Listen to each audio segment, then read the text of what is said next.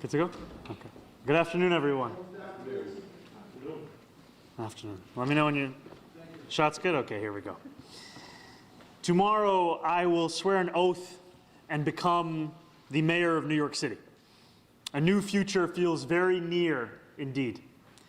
But for too many New Yorkers who come into daily contact with our public school system, be it parents, children, educators alike, the future is not something that they often look towards with hope and optimism.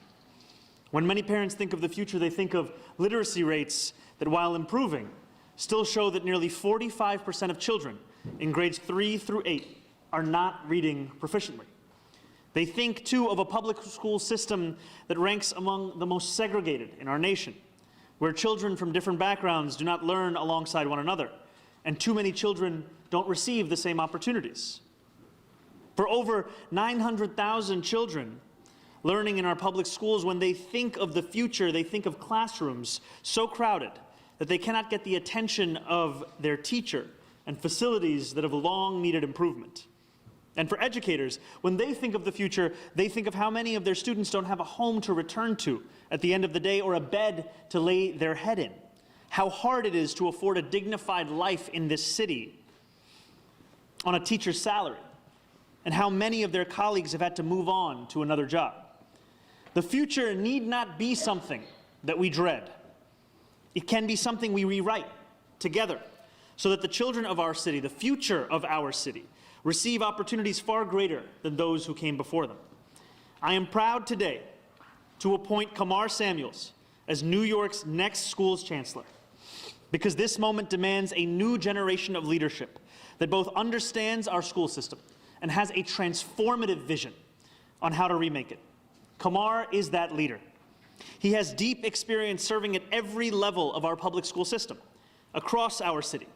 He began as a teacher in the classroom in the Bronx before becoming a principal, and has since served as a deputy superintendent of School District 23 in Brooklyn and superintendent of both District 3 in Manhattan and District 13 in Brooklyn. More impressive, however, than his resume are the results he has achieved in these roles, delivering millions of dollars to integrate city schools and transitioning to new curricula that increased literacy rates by 5% in a single year.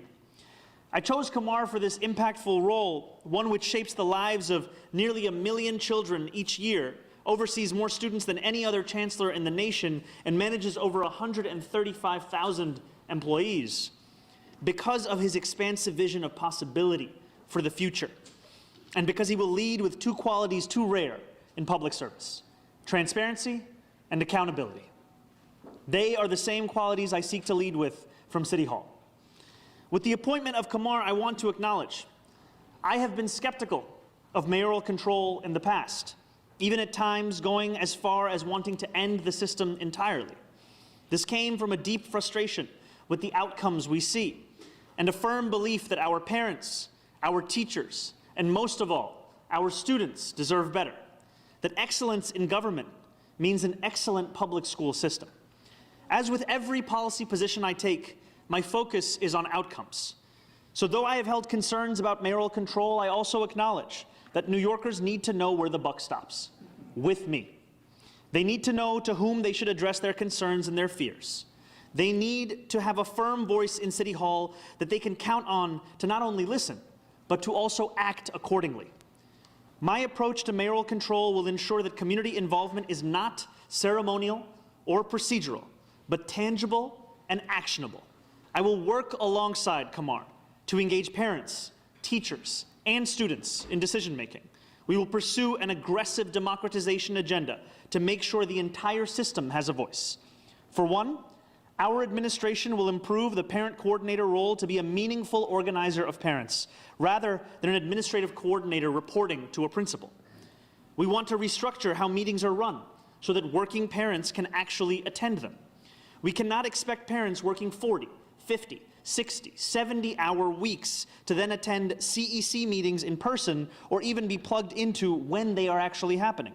We need to improve the awareness, the accessibility, and the scale of responsibility of SLT and CEC meetings.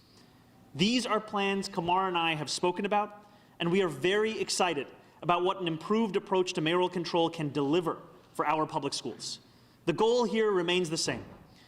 It remains improving teacher recruitment and retention, expanding support for students with special needs, improving literacy rates, and delivering the best public education we can in the wealthiest city, in the wealthiest country in the history of the world. We hold these ambitious goals together to provide more resources and services to the more than 154,000 homeless students in our city, to hire thousands more teachers, and to make our school system as great as the children it is fortunate to educate. I am also proud today to make several other high-ranking personnel announcements. Julia Curson will serve as City Hall's Deputy Mayor for Operations, an office, we can also, yeah, an office where she has served before, overseeing many of the systems that New Yorkers rely on each day. Julia joins the administration from Governor Hochul's team, where she currently holds the role of Deputy Director of Operations for Infrastructure. Her work has been felt across our state and throughout our city in ways big and small, including the Kips Bay Science Park and Research Center, which will generate an incredible $25 billion and 15,000 jobs and economic impact for New Yorkers. She also has managed the delivery of the largest infrastructure project in the country, the Hudson Tunnel Project, which is creating 95,000 jobs and generating close to $20 billion in economic activity. Her purview will be vast, from our parks to our sanitation infrastructure to ensuring that phones are silenced, to our environmental protection efforts, to emergency management and the fire department. Julia will lead a complex network of city services attended to by hundreds of thousands of the most capable people in city government. As part of her role, she will oversee the Mayor's Office of Climate and Environmental Justice, where she will work alongside both myself and incoming Chief Climate Officer Louise Young to tackle the climate crisis. Louise has served in that same role for Controller Brad Lander as Director of Resiliency for the Department of Transportation and as the Policy Director during my general election campaign. Her dedication can be seen in her thoroughness. I am also honored to announce Ahmed Tigani as the Commissioner of the Department of Buildings, where he will protect New Yorkers who work, live, and congregate across our city. He has extensive experience in the DOB, including a past role as Chief of Staff, and currently serves as Acting Commissioner of the Department of Housing, Preservation and Development. Okay, we have made 4 announcements, but what is one more?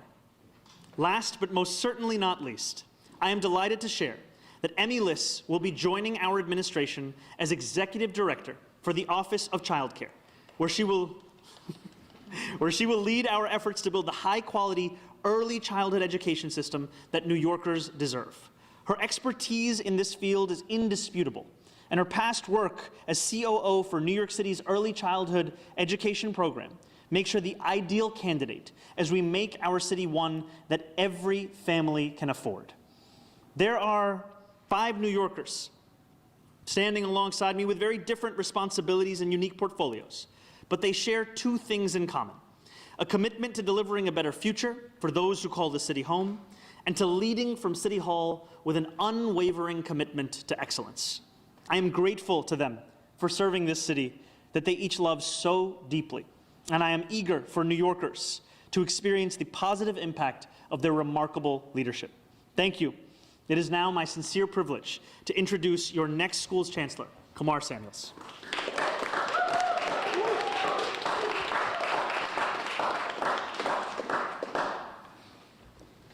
Thank you, Mr. Mayor-elect. It's an honor to be here and stand before you as the next New York City Schools Chancellor. The most critical decision in a classroom is not simply the curriculum the teacher sets, but when an adult decides a child is worth fighting for. I started my career in an elementary school as an elementary school teacher in the Bronx, standing in front of students who deserved someone who believed in them and making a commitment to show up every single day for them. Because real learning doesn't happen in the abstract. It happens when a child is struggling to read, when a family is facing housing insecurity, when a teacher is stretched thin, but still giving everything they have. I know that room. I've lived it. For over 2 decades in the New York City public school system, I've had the privilege of serving at every level, from teacher to principal to superintendent across the Bronx, Brooklyn, and Manhattan. Yes, I love the city. I have had every role, and in every role, my focus has been the same: delivering results, rooted in care, clarity, and high expectations for our students. As a superintendent, I worked to strengthen literacy by aligning instruction to the science of reading. I helped expand access to high-quality programs, including launching 17 international baccalaureate pathways. And I worked with communities to secure more than $10 million to advance school integration, because equity is not an abstract idea, it's a set of choices we make together in policy and practice. But what matters is not just what we do, it's how we do it. By listening to educators, by respecting families, by seeing students not just as data points, but as whole people with enormous potential. I am deeply honored to serve as the next Chancellor of the New York City Public Schools, together with the Mayor-elect, my man, Mr. Mamdani.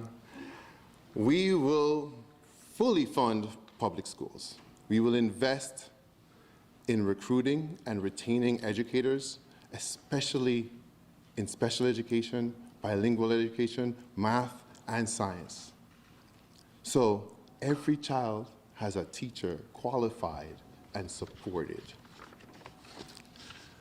And we will confront one of the deepest crises facing our students, homelessness. With more than 150,000 students experiencing homelessness, we will expand Every Child and Every Family is Known, because children cannot focus on learning if their basic needs aren't being met. A great city is measured not by how well it takes care of its children. And a great school system starts with leadership that knows the work from inside out. As a parent of 2 public school children myself, I believe deeply in what our kids can achieve. And together, we will make sure that every classroom in New York City is a place where learning is happening and is joyful, and teachers are supported, and students can imagine a future that is as big as this city itself. Together, we will write the next chapter of the New York City public school education, and one where our children receive every ounce of attention that they deserve. Thank you. Thank you very much.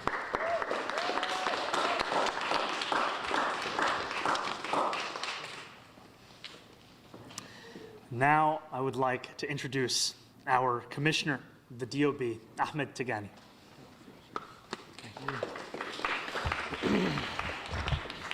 Thank you and good afternoon.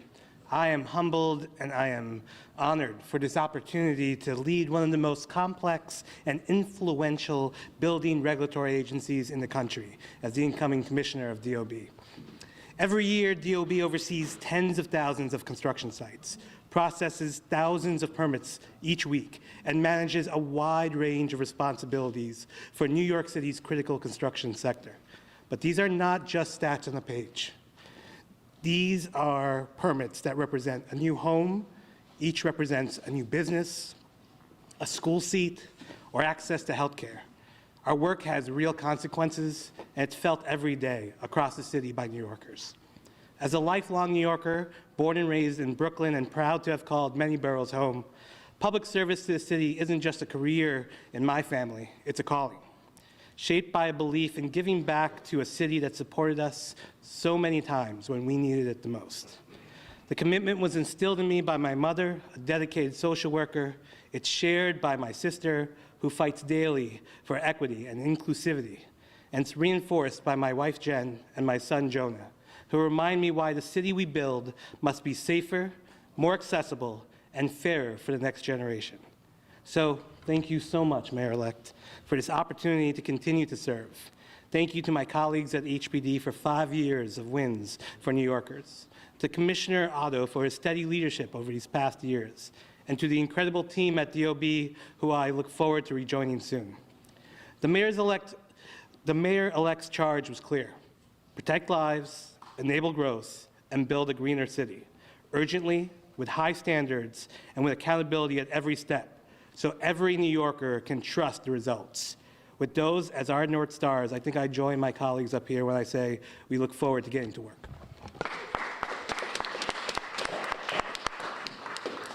Now our incoming Chief Climate Officer, Louise Young.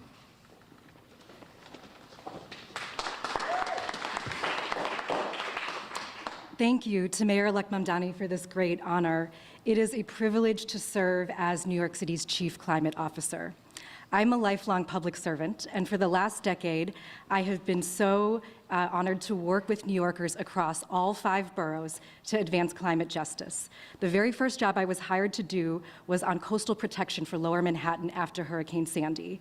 I've also worked on greening our housing and building community solar so that anyone, including renters, can access clean energy. In a city where we overcome any challenge with creativity and an ethos to showing up for our neighbors, tackling the existential threat of climate change offers us the chance to dramatically reimagine what's possible and what our future can look like.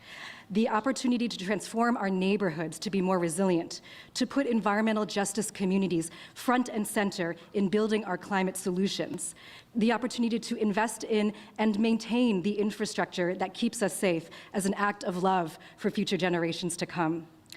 I see this work not only about tending to our environment, but also as tending to every New Yorker. My vision of our climate future includes and especially centers the most forgotten in our city, who are often the first to feel the brunt of climate disasters. The climate crisis is inextricably linked to our affordability crisis. When people cannot afford to run their air conditioners during sweltering heat waves because of skyrocketing energy costs, when outdoor workers do not have labor protections as the skies turn orange and smoggy from wildfires, and when people cannot afford to repair their homes after flood damages, it is clear that lasting solutions to climate change must prioritize working people. I am so excited and humbled to join Mayor-elect Mamdani and this amazing team and continue this work together. Thank you so much.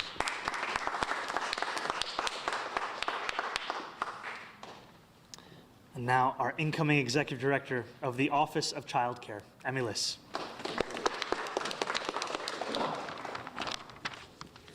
Good afternoon. I'm so grateful to Mayor-elect Mamdani for entrusting me to lead on universal child care, one of the most important pillars of our affordability agenda.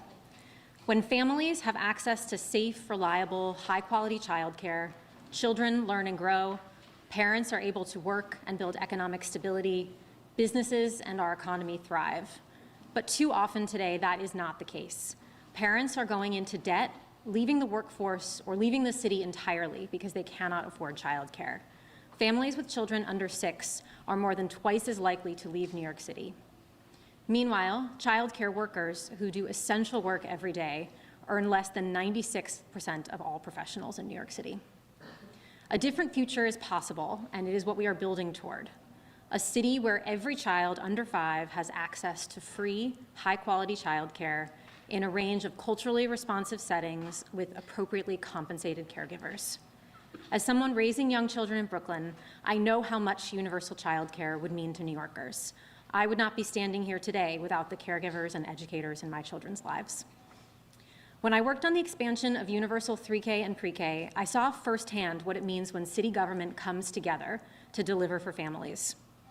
With the vision of universal childcare, we have a once-in-a-generation opportunity to come together again, to double down on the city's investments, and to design and implement a program that truly meets the needs of families and sustains our childcare providers and educators. Thank you for this opportunity.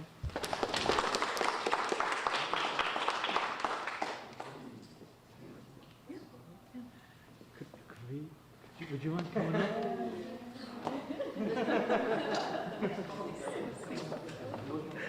Best t-shirt.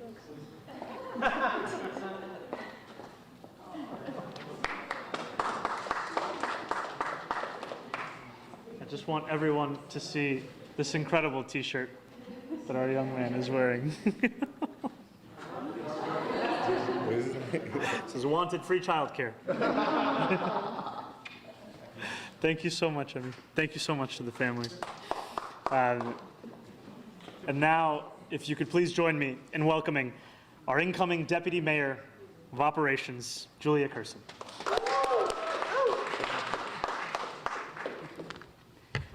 Thank you so much, Mayor-elect. I'm incredibly honored to be asked to serve in this administration. Your election really resonated with me, as it did with so many New Yorkers, in a way I didn't expect. Having spent the last year managing senseless uncertainty from Washington, D.C., your election reminded me, maybe even reminded the world, that government is supposed to work for the people. New York City hired you to bring them a New York that works for them, a New York that is for everyone and anyone. Now it's our job to deliver on that promise. I have spent the last 20 years delivering priority programs big and small, programs that were often met with skepticism. But I've also learned that with political will, vision, and creativity, nothing is impossible. The Deputy Mayor for Operations role is a big one, a portfolio of agencies that provide services that touch almost every aspect of daily life, services that, when done well, are often invisible. There should be a park nearby, open, safe, and clean, for when your kids have too much energy and you just have to get them out of the house. You should be able to walk bike, drive, or take transit safely. When it rains or snows, the streets and sidewalks should be clear. Clean, safe drinking water should run from every faucet. And our public spaces should be places for community, where we can get to know our neighbors or take in the sounds of the city. It takes hundreds of thousands of people and dozens of agencies to deliver these services seamlessly. As my uncle used to say when we drove past a new stoplight in his town, do you know how many meetings it took to put up that stoplight? Yes, it takes a lot of meetings, thinking, and planning to get things done right. But we have to move with a sense of urgency. New Yorkers cannot afford to wait for the services they rely on. I do want to take a quick second to thank some folks. I've had the pleasure of being mentored by some incredibly impressive women: Catherine Garcia, Jackie Bray, Alicia Glenn, Mira Joshi, Marie-Therese Dominguez, and Joanne Papageorgis. I have so enjoyed learning from all of them. Also, my mother and father, who raised me with a commitment to public service and made me believe I could do anything. My children, whom I love very much, and who love me even when I forget to send them to school with a crazy hat on Crazy Hat Day, and my husband, who makes me laugh every day. Thank you all. Now let's get to work. All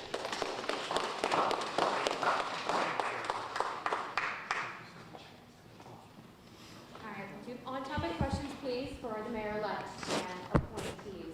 Yeah, we'll start with you, Morgan. Hi, Mayor-elect. Hi, Morgan. One more day to say that. Yeah. 10 more hours. I said wait and see. You're right. Here we are. Here we are. Did and saw. Yes. Just hoping, just two things. One, I was hoping if you could give an update on the universal child care program. Have you had more conversations with the governor about this? Anything you can update us on with that aspect? And then secondly, was just wondering about the Gifted and Talented program. I know you said that you wanted to end that for kindergartners. Are you still hoping to do so, and what your take is on it as well? Thank you, guys. So I'll start with the second question first. The enrollment program for the Gifted and Talented program for kindergarten is currently open. And we have both made very clear that we do not think that children as young as kindergartners should be subject to this kind of testing. And we also will not take action that will destabilize the lives of parents across this city. So for the program that is currently active, it will continue for the case that has been laid out for this next calendar year. And then in the years after that, we will fulfill the commitment that we've made specific to kindergartners. And then to your first question, universal childcare continues to be a priority for our administration. And that is in part what has made me so excited to have Emmy in someone who has been helping prepare us for this work already and now will take a lead role in this. And it has been a part of conversations that we've had both internally as well as with the governor's team. And as the governor has said herself, 2026 is the year for childcare. And we truly believe that the absence of this, it is something that poses a great risk to our city and our state in terms of the ability for working class, middle class families to afford to stay here. So we will continue to not only have those conversations, but start to share the details of what the plan looks like. Yeah, Henry. Hi, Mayor. How's it going? To clarify your position now, are you asking the legislature to continue to give you mayoral control? And if that is the case, because I think I'm understanding you correctly, how did you reach the decision to pivot from where you were before? Get rid of mayoral control, bring some change, to keep mayoral control, bring some change. Can you step me through your logic behind the flip here? The position I've held has always been motivated by a desire to deliver the best quality public education for New Yorkers across this city, and a concern in mayoral control, and especially the manner in which it has been used by the current administration to push parents, students, and teachers alike out of any process, whether it be of discussion or deliberation. And I will be asking the legislature for a continuation of mayoral control, and I will also be committed with my incoming school's chancellor to ensure that the mayoral control we preside over is not the same one that New Yorkers see today. It will be one that includes more involvement, more responsibility, more accessibility of the current processes that parents are told to engage in, but so often either do not know about, do not know how to be a part of, or do not see the need to do so, given how limited the scope is of those very kinds of bodies. Yeah, Jennifer. Thank you. I'm Mayoral. Hey, how's it going? Yes. We talked to parent advocates today who tell us they didn't feel like they were included in this election process for a new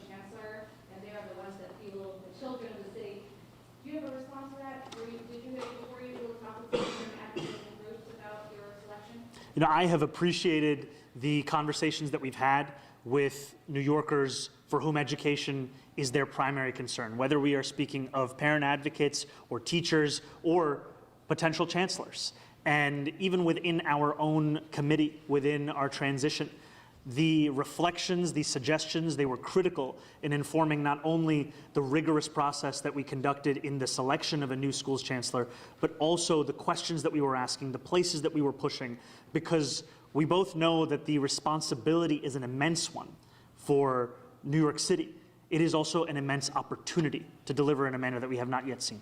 Yeah, and do we know if the chancellor is starting tomorrow, or when does he start? We do know.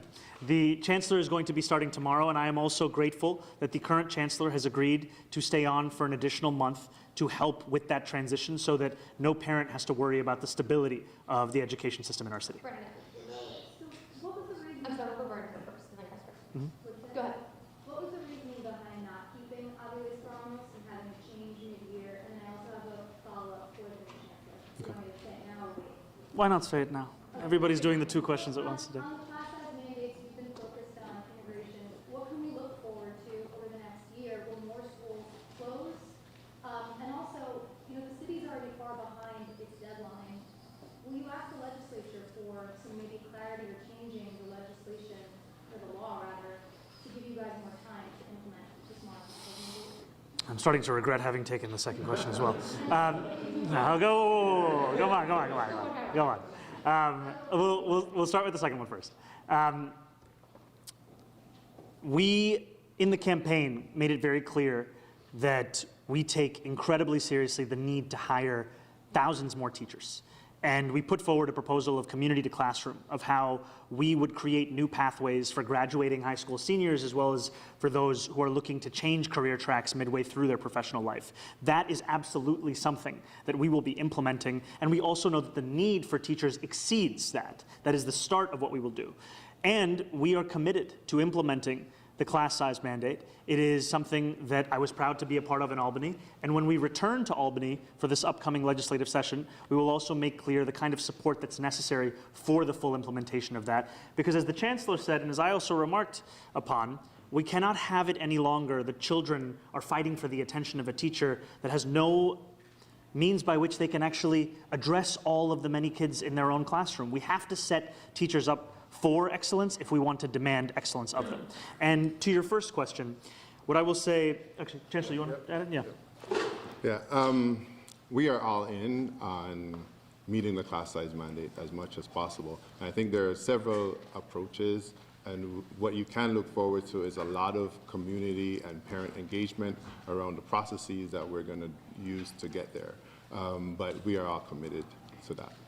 And then to your first question, I'm incredibly appreciative of Chancellor Aviles Ramos's work and the conversations that we had over the course of this interview process, the manner in which she committed herself to it, and the candor and the good faith that she engaged with all of it.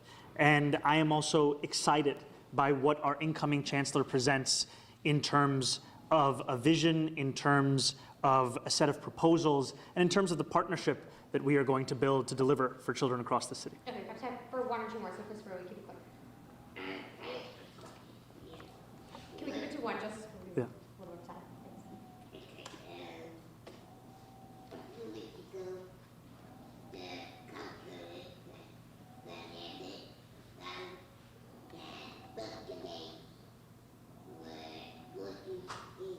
Bus delays? Okay.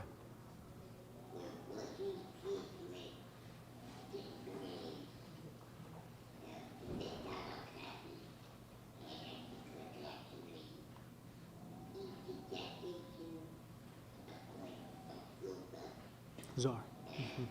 Yeah.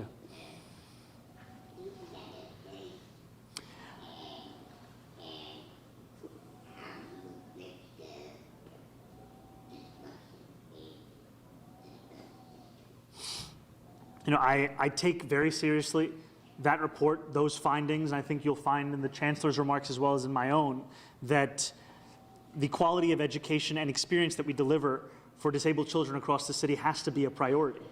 And I am at once appreciative of the fact that the bus contract was not extended to the full proposed amount. And I know that this is a challenge that we will have to address, we will have to tackle, and it will be a focus for both the school's chancellor and myself. Thank you guys so When much. you say the parents who voted Super for quick. you because you promised you would end mayoral control, it was on your website, you talked about it even back in Albany. What do you say to people that voted for you because you promised you would end it? You know, I have always made clear that for me, the most important thing is the outcome at hand. And I understand that the way in which mayoral control has been used, especially by this administration, has been one that has pushed parents, students, and teachers further and further away from the process. And the answer cannot be the continuation of what we have seen mayoral control to be. We have to be able to balance both the incredible responsibilities we have to implement and deliver the education plans that we have already shared, as well as the ones that we will be deliberating and then deciding upon, as well as reforming this system through an aggressive democratization approach so that those same parents who continue to have those same concerns will find them being addressed in the structural changes we are making and in the changes we are making to the positions at hand. Thank you so much. Thank you, everyone.